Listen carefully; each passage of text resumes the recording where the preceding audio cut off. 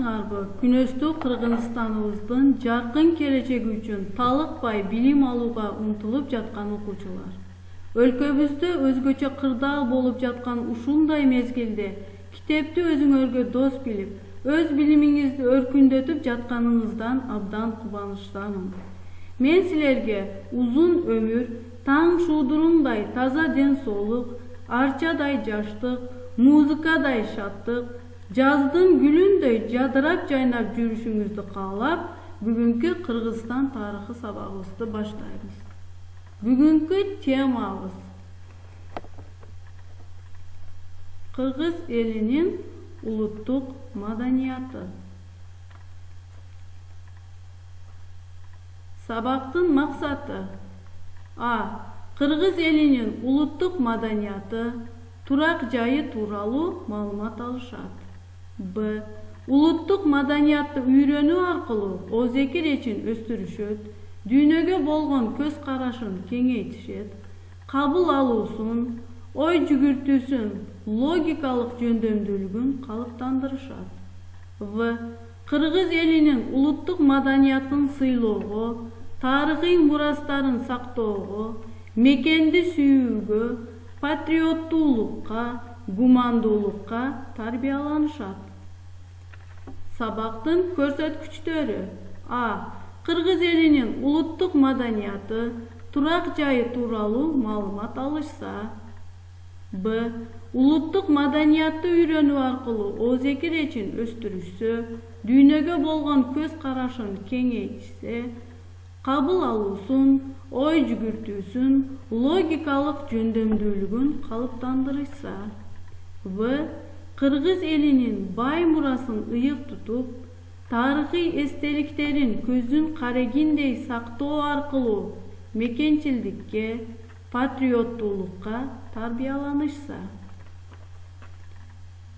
Эми балдар, жаңы теманы баштоодон мурда өтүлгөн темалар боюнча суроолор бермекчимин. Биринчи суроо: Кокон хандыгы кандайча пайда болгон жана өнүгүшүндө канча баскычты өткөн? Экинчи суроо: Кокон хандыгынын баскынчы саясатына каршы кыргыздар кандай күрөшкөн? Үчүнчү суроо: Кокон хандыгынын алсырашынын себептери кайсылар? Окуучулар, берилген ушул суроолорго эң жакшы жоопторду аламын деген үмүттөмүн. Азаматсыңар балдар, берген жоопторуңор туура. Бүгүнкү темабыз Кыргыз элинин улуттук маданияты. Окуучулар, бардыгыбызга белгилүү, Кыргыз эли Борбордук Азиядагы эң байыркы элдерден болуп саналат. Биз бүгүнкү сабагыбызда Кыргыз элинин улуттук турак жайы болгон Боз Уй тууралуу маалымат алабыз. Боз Уй Кыргыз элинин байыртадан жашап келген уникалдуу турак жайы. Ал Кыргыз эли көчмөн эл болгондуктан жашоо үчүн ыңгайлаштырылган турак жай. Боз Үйдүн ичи 4кө бөлүнөт: эр жак, эпчи жак, төр, улага. Боз Үйдүн ичи шырдак, ала кийиз, туш кийиз, оро кийиздер менен кооздолгон. Үйдүн оң жагы эпчи жагы деп аталып, ал жакка аялдардын ашкана буюмдары жана идиш аяктар коюлган. Уйдун сол жагы эр жагы деп аталып, ал жерге эркектердин кийимдери жана ат жабдыктары коюлган.